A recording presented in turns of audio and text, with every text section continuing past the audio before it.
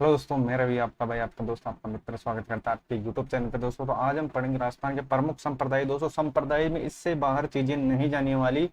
मैंने आपसे प्रॉमिस किया था कि दोस्तों मैं वन लाइनर क्वेश्चन लेकर आऊंगा और जो इम्पोर्टेंट टॉपिक होंगे दोस्तों उनकी थ्योरी लेकर आऊंगा, और मतलब दोनों को अगर कॉम्बाइंड करेंगे दोस्तों उससे बाहर चीजें नहीं जाने वाली। आज हम पढ़ेंगे दोस्तों राजस्थान के प्रमुख संप्रदाय, और संप्रदाय में इससे बाहर चीजें नहीं जाने वाली। दोस्तों मोस्ट इंपोर्टेंट टॉपिक है लोक देवता संप्रदाय, देव लोक देविया, मंदिर मस्जिद, जितने भी अपने इंपॉर्टेंट टॉपिक होने वाले मैं उसकी थ्योरी जितनी भी होगी दोस्तों वो आपके सामने लेकर आऊंगा। और अपने वन लाइनर क्वेश्चन तो चल रही है दोस्तों, तो चलते हैं सीधे अपने टॉपिक की ओर। दोस्तों अगर आप चैनल पर नए अपने भाई को सपोर्ट जरूर करना और अपने दोस्तों में शेयर जरूर करें।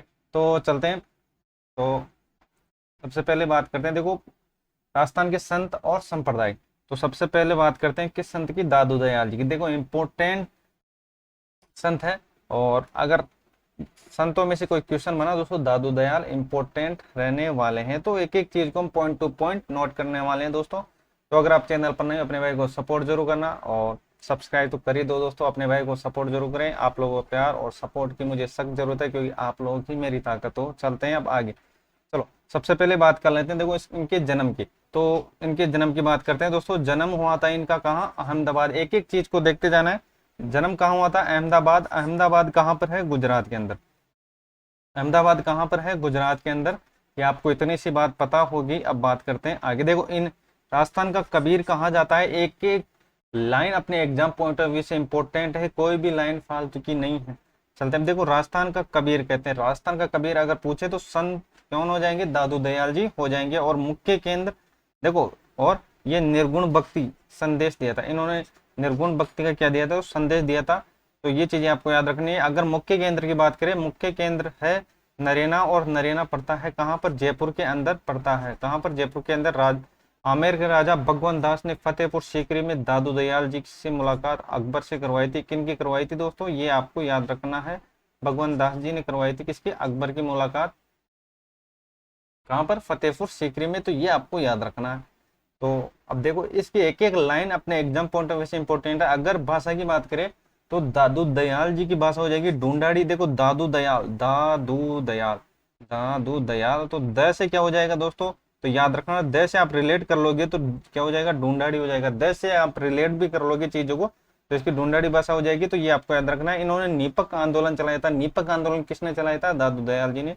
और इनके सत्संग स्थल को अलग दरीबा कहा जाता है। अलग दरीबा याद रखना, अलग दरीबा दादू दयाल जी से संबंधित है। नरेना याद रखना, और ढूंढाड़ी भाषा याद रखना। नीपक आंदोलन इंपोर्टेंट चीजें हैं जो मैं आपके टिक करते चल रहा हूँ दोस्तों। संत दादू दयाल 52 शिष्य याद रखना। दादू दयाल जी कितने शिष्य थे ये भी आपको याद रखना है। जिन्हें 52 स्तंभ कहा जाता है, तो ये चीजें आपको याद रखनी है, जिन्हें 52 स्तंभ कहा जाता है। अब चलते हैं आगे। साथियों देखो दादूपंथी मृत शरीर को जलाते व दफनाते नहीं है। देखो इनकी एक प्रथा है कि इनमें जो मृत शरीर होता है दोस्तों उनको जलाते नहीं है क्या, या दफनाते नहीं है, बल्कि क्या करते हैं, पशु पक्षी को खाने के लिए छोड़ देते हैं। अगर आपको पूछ लिया जाए सीधा सीधा कि पशु पक्षी को खाने के लिए कौन से संप्रदाय में छोड़ दिया जाता है, तो आपका वहां पर आपका आंसर होना चाहिए दादू दयाल जी। क्या, दादू दयाल जी। आपको ये बात आपको याद रखनी है एग्जाम पॉइंट ऑफ व्यू से। कोई भी लाइन फालतू की नहीं है, अपने एक एक लाइन अपने एग्जाम पॉइंट ऑफ व्यू से इंपॉर्टेंट है। चलते हैं साथियों आगे।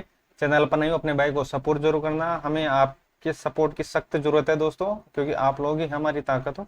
देखो दादू दयाल जी का शव बहराणा की पहाड़ी में रखा गया है, जिसे दादू खोल और दादू पालका कहा जाता है। दादू खोल दादू पालका किसको कहा जाता है, देखो बहराणा की पहाड़ी में रखा है किनका, दादू दयाल जी का शव। देखो इनके मंदिर को दादू द्वारा कहा जाता है। दादू द्वारा मंदिर में दादू दयाल जी की पुस्तक वाणी की पूजा की जाती है। पुस्तक है जिसकी वाणी की पूजा की जाती है, वाणी की। देखो पुस्तक वाणी की पूजा की जाती है, ये आपको याद रखना है। तो चलते हैं आगे। यहाँ तक चीजें आपको समझ में आ गई होगी। चलते हैं, अभी तक बात कर रहे हैं किसकी, दादू पंथ की, मतलब दादू संप्रदाय से। तो दादू पंथ की बात करते हैं, और इससे जो भी इंपॉर्टेंट चीजें हैं वो मैं आपके सामने लेकर आया हूँ। चलो देखते हैं एक एक चीज। देखो इनकी शाखाओं को ही आपको याद रखना है। काफी बार पूछा जा चुका है शाखाओं के बारे में, इनकी कितनी शाखाएं हैं। एग्जामिनर आपको पूछेगा कि इनमें से कौन सी शाखाएं दादू पंथ की शाखाएं नहीं है, तो आपको पहले ये शाखाएं याद होनी चाहिए। तो सबसे पहले बात करते हैं, देखो ये शाखा याद रखना, एक तो खालसा हो जाएगी, विरक्त हो जाएगी, उत्तरादे हो जाएगी, खाकी हो जाएगा और नागा हो जाएगी। ये आपको याद रखना है, खालसा, विरक्त, उत्तरादे, खाकी और नागा। ये जो 5 शाखाएं ये आपको याद रख लेनी है। 5 शाखाएं इंपॉर्टेंट है, काफी बार पूछा जा चुका है कि दादू पंथ की शाखाएं इनमें से कौन सी नहीं है, तो ये 5 को आपको याद रखना है। चलते हैं साथियों आगे, अपने भाई को सपोर्ट जरूर करें, चैनल पर नए हो तो सब्सक्राइब करना नहीं भूले, अपने दोस्तों में शेयर जरूर करें दोस्तों। देखो दादू दयाल के मुख्य शिष्य, देखो इनके शिष्य की अगर बात करते हैं साथियों, तो सबसे पहले बात करते हैं रज्जौ जी की। देखो रज्जौ जी कौन थे, ये सांगानेर के पठान थे। कौन थे, सांगानेर के पठान थे, ये आपको याद रखना है। और रज्जौ जी के बारे में क्या क्या बातें हैं, देखो दादू जी के उपदेश सुनकर इन्होंने शादी नहीं की थी, ऐसा ऐसे कौन, देखो ये इसको याद रखना है दोस्तों कि किन के शिष्य थे दोस्तों जिन्होंने शादी नहीं की थी, तो याद रखना दादू दयाल जी। और कौन थे जो जिसका उपदेश सुनकर दोस्तों क्या शादी नहीं की थी, तो याद रखना रज्जौ जी को आपको याद रखना है। ये दादू जी के क्या थे दोस्तों, शिष्य थे और आजीवन दूल्हे के वेश में रहे थे, आजीवन दूल्हे के वेश में रहे थे, ये आपको याद रखना है। और इसकी पुस्तक की बात करते हैं इनकी किनकी, रज्जौ जी की, तो याद रखना रज्जौ वाणी और सरवणी, ये आपको याद रखना। रज्जौ से तो आप रिलेट करके रज्जौ वाणी रख लोगे, और सरवणी को भी आप याद रख लेना, सरवणी को भी आप याद रखना। दूसरे शिष्य की बात करते हैं साथ, दूसरे शिष्य हो जाएगा कौन, सुंदरदास जी। सुंदरदास जी की बात करते हैं, मुख्य केंद्र की बात करें गेटोलाव दौसा के अंदर, और इन्होंने नागा शाखा की स्थापना की थी मराठा आक्रमण के समय। जयपुर के राजा प्रताप सिंह की नागा शाखा ने मदद की थी, तो याद रखना मराठा का जब आक्रमण होता है किस पे, प्रताप सिंह पे, कहाँ का शासक थे, जयपुर के, तो इन्होंने नागा शाखा में क्या किया था दोस्तों, इनकी मदद की थी। और इनका प्रमुख केंद्र कौन हो जाएंगे, सुंदरदास जी। सुंदरदास जी और रज्जौ जी, ये आपको याद रखना है। तो चलते हैं, अभी किसकी बात हो रही थी, संत दादू दयाल। अब बात करते हैं जम्बो जी की, इंपोर्टेंट संत रहने वाले जम्बो जी, दादू दयाल जी, और जितने इंपॉर्टेंट चीजें रहने वाले मैं आपको बताकर चलने वाला हूँ दोस्तों। तो जम्बो जी की बात हो रही है, जम्बो जी एक एक चीज आपको याद रखना है जम्बो जी की, और जम्बो जी अपने इंपॉर्टेंट लोक देवता होने वाले हैं। चलो देखते हैं जम्बो जी। देखो जन्म स्थान की बात करते हैं, जन्म स्थान हो जाएगा पीपासर, और पीपासर पड़ता है कहाँ पर, नागौर के अंदर। पीपासर पड़ता है नागौर के अंदर। देखो पवार, पवार जो राजपूत जाति थी दोस्तों, परिवार में जन्मे थे, और पिता का नाम क्या था, लोहड़ जी। क्या था, लोहड़ जी। माता की बात करें हंसाबाई, और जम्बो जी को विष्णु का अवतार माना जाता है, ये आपको याद रखना है। पूछ लिया जाए विष्णु के अवतार किस संत को माना जाता है, तो जम्बो जी। और जम्बो जी को क्या हो जाएगा, वैज्ञानिक संत, वैज्ञानिक संत कहा जाता है, ये आपको याद रखना है। देखो जम्बो जी के बारे में, विष्णु के अवतार, वैज्ञानिक संत, इनके पिता माता और इनके जन्म को आपको देख लेना है।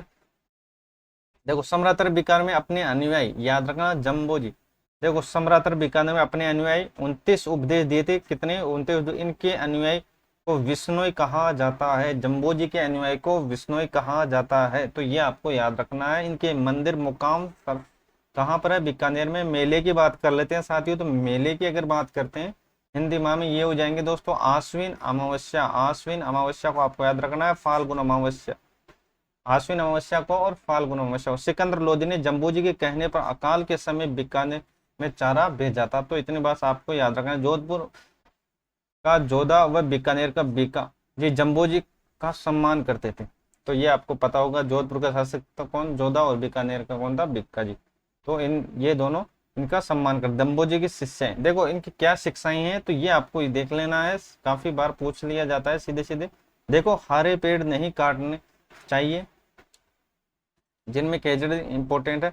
सिर साटे रुक रहे तो भी रास्तों जान, सिर साटे रुक रहे तो भी रास्तों जान, ये आपको याद रखनी है। अगर आपको पूछ लिया जाए किस संत से रिलेटेड है या किस संप्रदाय से रिलेटेड, तो आपको याद रखना है। और देखो और क्या क्या शिक्षाएं हैं इनकी, तो बात करते हैं आगे। चलो देखो, जीव हिंसा नहीं करना चाहिए, जीवों पर हिंसा नहीं करनी चाहिए, ये आपको याद रखना है। और खासकर किसकी बात हो रही है, हिरण की। देखो नीले कपड़े नहीं पहनना चाहिए, इंपॉर्टेंट है, नीले कपड़े नहीं पहनना चाहिए। विधवा, देखो विधवा विवाह किए जाने चाहिए, और नशा नहीं करना चाहिए, ये 5 बातें आपको याद रखनी है जम्बो जी के बारे में। अब बात करते हैं जसनाथ जी। जसनाथ जी इंपॉर्टेंट लोग देव, ये संत है, तो ये बात करते हैं इसकी। तो जसनाथ जी की बात करते हैं, जन्म बात करते हैं, तो ये हो जाएगा कतियासर कहाँ पर, बीकानेर के अंदर। सिकंदर लोदी के समकालीन थे, सिकंदर लोदी के समकालीन थे। पूछ लिया जाए कि सिकंदर लोदी के समकालीन कौन से लोक संत थे, तो ये आपको याद रखना जसनाथ जी। मंदिर की बात करें, कतियासर कहाँ पर है, ये आपको पता होगा, बीकानेर में। इन्होंने अपने अनुयायी को 36 उपदेश दिए थे, 36 उपदेश, तो ये आपको याद रखना है क्या, जसनाथ जी। और 29 विश्नोई, ये आपको याद रखना है जम्बो जी, 29 जम्बो जी और 36 जसनाथ जी। तो ये चीजें आपको याद रखना है, पूछ लिया जाए कि 29 के बारे में बात करें तो 29 कौन हो जाएगा, जम्बो जी, 29 उपदेश। और 36 उपदेश की बात करें तो जसनाथ जी, जसनाथ जसनाथ जी। तो ये आपको देख लेना है, 29 जम्बो जी, 36 जसनाथ जी। इनके अनुयायी काली ऊन का धागा बांधते थे और जाल वृक्ष और मोर पंख को पवित्र मानते, जाल वृक्ष को और मोर पंख को पवित्र मानते थे। किसके, जसनाथ जी की बात हो रही है। अभी जम्बो जी की बात हमने कर ली है, अब बात करते हैं आगे। देखो, जसनाथ संप्रदाय के पुरुष द्वारा अग्नि अग्नि नृत्य किया जाता है। जसनाथ जी की पत्नी कालिदे जी की भी पूजा की जाती है। इनकी पत्नी थी कालदे। देखो, इनके ग्रंथ की बात करें, सिम्बुदड़ा याद रखना, और कोड़ा, सिम्बुदड़ा और कोड़ा आपको याद रखना है। किसकी बात हो रही है, जसनाथ जी की बात। जसनाथ जी 36 उपदेश और जम्बो जी विश्नोई मतलब 20 और 9 कितने हो गए, 29 हो गए। तो ये आपको देख लेना है। चरणदास जी की बात करते हैं तो इनके जन्म की बात करते हैं। जन्म कहाँ हुआ था इनका, तो जन्म भी देखते हैं।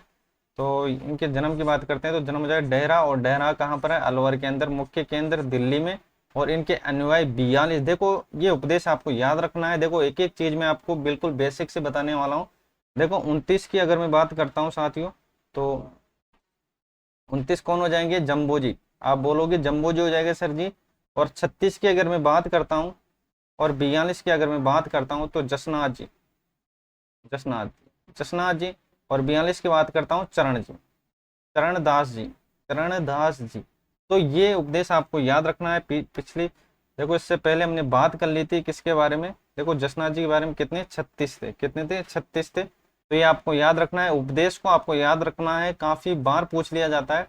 देखो इनको, देखो विष्णु को तो आप ऐसे याद रखो, 20 और 9, 20 और 9 कितने, 29 कौन हो जाएंगे, जम्बो जी। कौन हो जाएंगे, जम्बो जी हो जाएंगे। तो ये आपको याद रखना है, कौन हो जाएगा, जम्बो जी हो जाएगा। 36 की मैं अगर बात करता हूँ, जसनाथ जी हो जाएगा, 36 उपदेश। और 42 उपदेश की बात करता हूँ तो चरणदास जी हो जाएंगे। तो इन तीनों उपदेशों को आपको याद रखना है। ये अपने एग्जाम पर्पज से काफी इंपॉर्टेंट चीजें हैं। तो ये आपको मैं बताकर चल रहा हूँ दोस्तों, काफी बार सीधे सीधा पूछ लिया जाता है। तो ये आपको देख लेना है चीजों को। तो चलते हैं अब आगे। तो यहाँ तक चीजें आपको समझ में आ गई होगी दोस्तों। अब बात करते हैं इनके अन्वय पीले रंग। देखो, पीले रंग के कपड़े पहनते थे। और जसनाथ जी की बात करें, जसनाथ जी में काले धागे और मोरपंख, काले धागे और मोरपंख, ये आपको पता होगा। तो अब बात करते हैं आगे। देखो, नादिर शाह के आक्रमण की भविष्यवाणी किसने की थी, चरणदास जी ने की थी। और ये मेवाती भाषा, इन भाषा को याद रख लेना। देखो, मेवाती की भाषा की बात करता हूं मैं, मेवाती, यहाँ पर क्या हो जाएगा, मेवाती।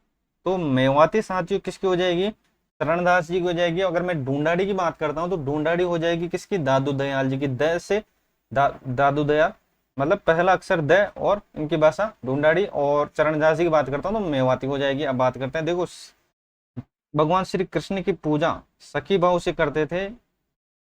देखो, इनकी शिष्या की बात करते हैं। देखो, शिष्याओं को भी आपको याद रख लेना है। शिष्याओं के बारे में काफी बार पूछा जा चुका है कि इनकी प्रमुख शिष्याएं। तो अब देखते हैं। देखो, इनके मुख्य शिक्षाएं हो जाएगी, देखो दयाबाई, दयाबाई थी। इन्होंने दया, बोध और विनयमालिका ग्रंथ लिखे थे। और सहजोबाई की सहज प्रकाश। तो ये आपको याद रखना है। अब बात करते हैं आगे, बालानंद चार्य। बालानंद चार्य मुख्य केंद्र कहाँ पर हो जाए, लोहागढ़। कहाँ पर, झुंझुनू में। अपने 5 सेना रखते थे। इन्हें लश्कर संत कहा जाता है। लश्कर संत किसको, बालानंद चार्य को, बालानंद चार्य को, बालानंद चार्य को। ये आपको याद रखना है। चलते हैं आगे। देखो, औरंगजेब के खिलाफ 52 मूर्तियों की रक्षा की थी। और औरंगजेब के खिलाफ मेवाड़ के राज सिंह व मारवाड़ के दुर्गा सिंह की भी मदद की थी। किसने की थी, बालानंद चार्य ने। इन्हें लश्कर संत भी बोलते हैं। तो यहाँ तक चीजें आपकी समझ में आ गई होगी। चलते हैं अब आगे। देखो, संत पीपा इंपोर्टेंट है। इनके मंदिर, गुफा, छतरी, तीनों की बात करेंगे। काफी बार पूछा जा चुका है। देखो, सबसे पहले बात करते हैं इनके क्या, इनके नाम की। तो सबसे पहले बात करें इनके वास्तविक नाम, तो साथ ही वास्तविक नाम हो जाएगा प्रताप सिंह खींची। प्रताप सिंह खींची किसके, संत पीपा की बात हो रही है यहाँ पे। ये गागरोन के राजा थे, छोटे भाई अचलदास खींची और राज्य को सौंप कर सन्यासी बन गए थे। और इनके गुरु की अगर मैं बात करता हूँ तो ये हो जाएगा रामानंद हो जाएंगे इनके गुरु। और दर्जी संप्रदाय इन्हें प्रमुख आराध्य देवता मानते थे या मुख्य देवता मानते थे, दर्जी संप्रदाय। मंदिर की मैं बात करता हूँ, इन तीनों को आपको याद रख लेना है अच्छी तरीके से। मंदिर हो जाएगा समदड़ी, कहाँ पर, बाड़मेर में। गुफा हो जाएगा टोडा राय सिंह, कहाँ पर, टोक में। छतरी गागरोन, और गागरोन कहाँ पर है, झालावाड़ के अंदर। यहाँ तक आपको समझ में आ गए होगा किसकी बात हो रही है, संत पीपा की बात हो रही है। इनके नाम को आपको याद रख लेना है, इनके गुरु को याद रख लेना है, इनके देखो, और किस समाज इनको मुख्य देवता मानते थे, दर्जी समाज। मंदिर समदड़ी कहाँ पर, बाड़मेर में। गुफा टोडा में, जो कहाँ पर है, टोक के अंदर। और छतरी कहाँ पर, गागरोन के अंदर। ये आपको देख लेना है। और इन्होंने निर्गुण भक्ति का संदेश दिया था। अगर बात कर ली जाए निर्गुण भक्ति का संदेश, तो आपको याद रखना है क्या साथियों, संत पीपा जी, संत पीपा जी। तो ये इंपॉर्टेंट चीजें तो आपको देख लेनी है। अब बात करते हैं आगे, संत धन्ना। संत धन्ना जन्म स्थान बात करते हैं दोस्तों, धुवन कहाँ पर, टोक के अंदर। गुरु रामानंद जी, और राजस्थान के भक्ति आंदोलन शुरू किया था। और मंदिर हो जाएगा बोरनाड़ा, और वह कहाँ पर है, जोधपुर के अंदर स्थित है। चलो देखते हैं आगे। इंपॉर्टेंट संत है, संत से रिलेटेड, संत संप्रदाय से रिलेटेड कोई भी क्वेश्चन होगा दोस्तों, इनसे बाहर नहीं जाने वाले जितने भी मोस्ट इंपॉर्टेंट चीजें मैं आपके सामने लेकर आया हूँ। चलो अब बात करते हैं लालदास जी। किसके बारे में, लालदास जी के बारे में बात करते हैं। देखो इनकी अगर मैं जन्म की बात करता हूँ साथियों, तो जन्म हो जाएगा धौलीधु, और ये पड़ता है कहाँ पर, अलवर के अंदर। और समाधि की बात करें शेरपुर, और ये पड़ता है कहाँ पर, अलवर के अंदर। और मुख्य केंद्र नंगला, और ये कहाँ पर है, भरतपुर के अंदर स्थित है। इनके गुरु की बात करें तो गद्दन चिश्ती आपको याद रखना है। और लालदास जी मेव जाति के लकड़हारे थे। किस जाति के थे, मेव जाति के लकड़हारे थे। तो ये मोस्ट इंपोर्टेंट चीजें जो आपको बार एग्जाम में देखने को जरूर मिलेगी। और अगर आप चैनल पर नए हो, अपने भाई को सपोर्ट जरूर करें दोस्तों, और सब्सक्राइब तो कर ही दे, क्योंकि आप लोगों का प्यार और सपोर्ट हमेशा बनाए रखिए। चलते हैं अब आगे। चलो, मेवाती क्षेत्र में इनका प्रभाव अधिक है। इनका प्रभाव अधिक है किस क्षेत्र में, इनका प्रभाव अधिक है। लालदास जी की बात करें, मेवाती आपको पता होगा कौन सा क्षेत्र आता है, कौन सा आता है भाई, मेवाती। भरतपुर, अलवर, ये मेवाती क्षेत्र के अंदर आते हैं, ये आपको पता होगा। देखो बात करते हैं किनके, राजाराम। तो मुख्य केंद्र की बात करते हैं, शिकारपुरा, जोधपुर। और पटेल जाति के लोग इन अधिक मानते थे, और इन्होंने पर्यावरण संरक्षण का संदेश दिया है। राजाराम जी के बारे में जो इम्पोर्टेंट तथ्य हैं वो आपको देखना है। संत माऊ जी, देखो संत माऊ जी की इंपॉर्टेंट लोक देवता है। जन्म पूछे सांवला डूंगरपुर के अंदर, भगवान श्री कृष्ण के निष्कलंक अवतार के रूप में पूजा जाता है, और इसलिए इनके संप्रदाय निष्कलंक के संप्रदाय कहलाते हैं। और बागड़ी भाषा उपदेश दिया है, बागड़ी भाषा उपदेश दिया है, ये आपको याद रखना है, बागड़ी भाषा। इन्होंने मेड़संद की स्थापना की थी। और इनके मुख्य ग्रंथ चोपड़ा, इनके मुख्य ग्रंथ चोपड़ा। तो ये आपको देख लेना है साथियों। चलते हैं अब आगे, इंपॉर्टेंट। और इनकी जो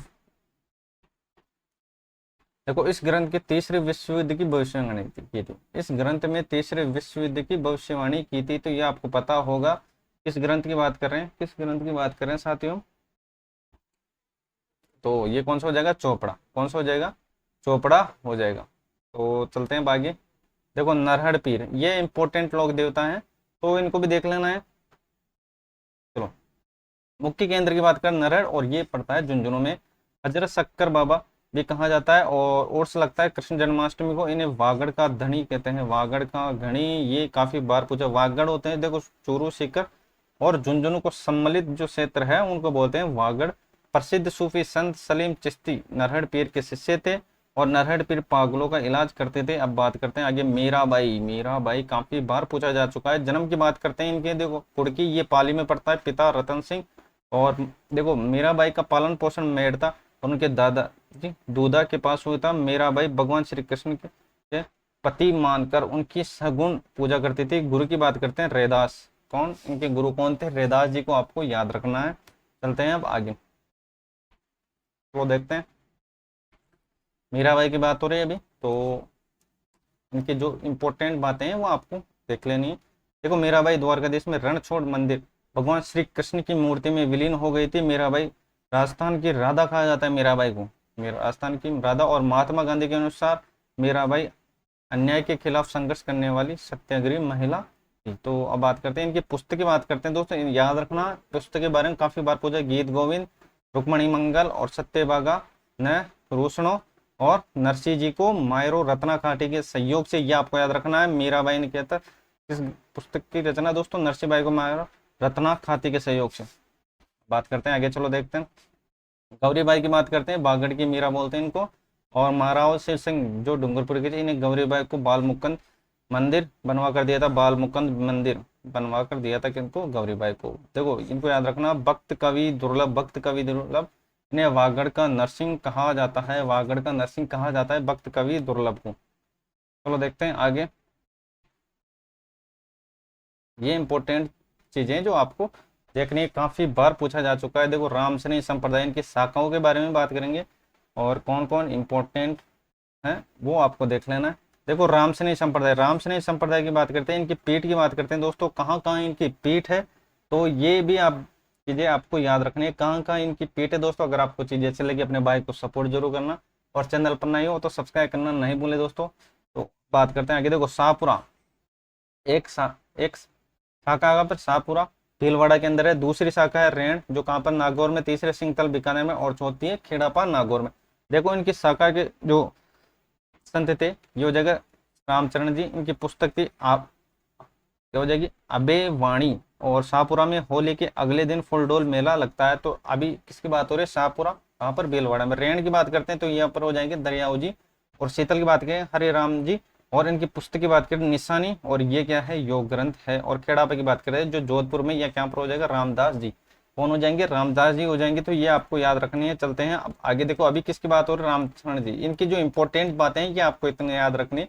4 शाखाएं हैं जिनमें पहली कौन से, शाहपुरा भीलवाड़ा जाएगी, रेण नागौर हो जाएगी, सिंतल बीकानेर में हो जाएगी, और खेड़ापा जो जोधपुर के अंदर हो जाएगी। तो ये इंपॉर्टेंट शाखाएं जो आपको देख लेनी। ये निर्गुण भक्ति वाला संप्रदाय, निर्गुण भक्ति वाला संप्रदाय है। और इस संप्रदाय में गुलाबी रंग के कपड़े पहनते हैं। और जयमाल दास जी को सिंतल और खेड़ापा शाखा के आदिचार्य कहा जाता है। तो ये आपको रामानंद जी की बात हो रही है, रामानंद। तो रामानंद जी की बात करते हैं। तो देखो एक तो हो जाए कहाँ पर, गलता जी जयपुर, और रेवासा सीकर के अंदर। तो ये पीठ है दोस्तों। तो ये इनके कौन हो जाएंगे प्रवर्तक, ये हो जाएंगे कृष्णदास जी पहियारी, और ये हो जाएंगे अग्रदास जी। इस संप्रदाय में भगवान राम की पूजा रसिक नामक के रूप में की जाती है, और इसलिए इन्हें रसिक संप्रदाय भी कहा जाता है, रसिक संप्रदाय भी कहा जाता है। तो ये आपको याद रखनी है। तो चलते हैं आगे, चलो नेक्स्ट इंपॉर्टेंट और आपके काम की चीजें, चलो ये देखते हैं। देखो सवाई जयसिंह के समय कृष्ण भट्ट ने राम रासो पुस्तक लिखी थी, और इन्हें भगवान राम व सीता की प्रेम कहानी किसमें दोस्तों, राम रासो के अंदर स्थित है। आमेर का राजा कौन था, पृथ्वीराज, और उसकी रानी कौन थी, बालाबाई।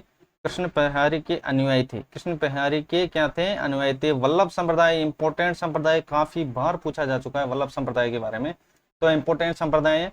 और इनके देखो अन्य नाम की बात करें तो ये हो जाएगा रुद्र संप्रदाय, पुष्टि मार्ग संप्रदाय। और इनमें भगवान श्री कृष्ण के बाल रूप की पूजा की जाती है। किसमें, वल्लभ संप्रदाय, वल्लभ संप्रदाय किसमें दोस्तों, वल्लभ संप्रदाय। तो आपको याद रखना है राजस्थान। देखो और मंदिर को हवेली कहा जाता है, मंदिर को हवेली। और मंदिर में गाया जाने वाला संगीत हवेली संगीत, देखो संगीत हवेली संगीत कहा जाता है, संगीत हवेली को संगीत कहा जाता है।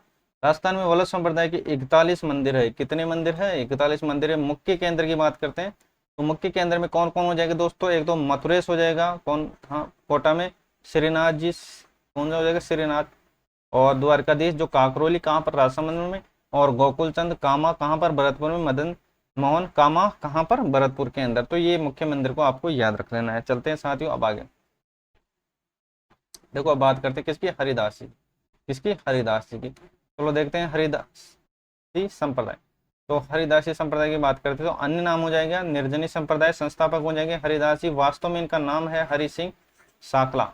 जन्म की बात करें कापड़ो तो कहाँ पर, नागौर के अंदर। और मुख्य केंद्र गाड़ा कहाँ पर, डेडवाना नागौर के अंदर स्थित है। और हरिदास जी डाकू से संत बने थे। तो ये आपको याद रखना है, हरिदास डाकू से संत बने थे। कौन से संत थे जो डाकू से क्या बने थे? संत बने थे, तो हरिदास जी हो जाएंगे। इनकी पुस्तकें याद रखना, मंत्र राज प्रकाशन और हरि पंकज जी की वाणी। हरि पंकज जी की वाणी। निम्बार की बात करते हैं, इंपॉर्टेंट तो संप्रदाय हो जाएगा निम्बार की, और ये हो जाएगा मुख्य केंद्र सलेमाबाद जो अजमेर में पड़ता है, और परशुराम जी ने इस केंद्र की स्थापना की थी। और इस संप्रदाय में राधा को भगवान श्री कृष्ण की पत्नी मानते हैं, तो ये आपको याद रखना है। चलो देखते हैं आगे कौन कौन से संप्रदाय हैं। देखो परनामी संप्रदाय इंपॉर्टेंट संप्रदाय हैं, तो याद रखना है परनामी संप्रदाय। तो ये इनके देखो संस्थापक हो जाएंगे प्राणनाथ जी, मुख्य केंद्र पन्ना MP मध्य प्रदेश। आदर्श नगर जयपुर में परनामी संप्रदाय का क्या है? आदर्श नगर में भी परनामी संप्रदाय का मंदिर है। तो चलते हैं आगे। पुस्तक कुजलभ स्वरूप। कुजलभ स्वरूप नवल संप्रदाय की बात करते हैं। नवल संप्रदाय संस्थापक नवल दास जी, और जन्म 816 नाग जो कहाँ पर है? नागौर के अंदर। मुख्य केंद्र जोधपुर के। ग्रंथ की बात करें नवलेश्वर अनुभव वाणी। अब बात करते हैं अलखिया। अलखिया देखो संस्था कौन हो जाएगा? स्वामी लालगिरी जी। और जन्म की बात करें चुरू। मुख्य केंद्र बीकानेर में। पुस्तक हो जाएगा अलग स्तुति प्रकाश। अलग स्तुति प्रकाश हो जाएगा, ये आपको याद रखना है साथियों। तो इंपॉर्टेंट चीजें हैं जो आपके काम की हैं। देखो गूदड़ संप्रदाय की बात करता हूँ। गूदड़ संप्रदाय इंपॉर्टेंट संप्रदाय, इनको भी देख लेना। देखो एक संस्थापक हो जाएगा संत दास जी, और मुख्य केंद्र दादरा। और दादरा कहाँ पर है? भीलवाड़ा के अंदर स्थित है। तो ये चीजें आपको देख लेनी है दोस्तों। तो आज के लिए जो जितने इंपॉर्टेंट संत है दोस्तों मैं आपके सामने लेकर आया हूँ दोस्तों, और आपको इससे रिलेटेड कोई भी क्वेरी नीचे कमेंट सेक्शन आप उसमें कमेंट कर सकते हो। अपने भाई को सपोर्ट जरूर करें दोस्तों, चैनल पर नए हो तो आज के लिए बस इतना ही। तो इसी के साथ जय हिंद जय भारत दोस्तों।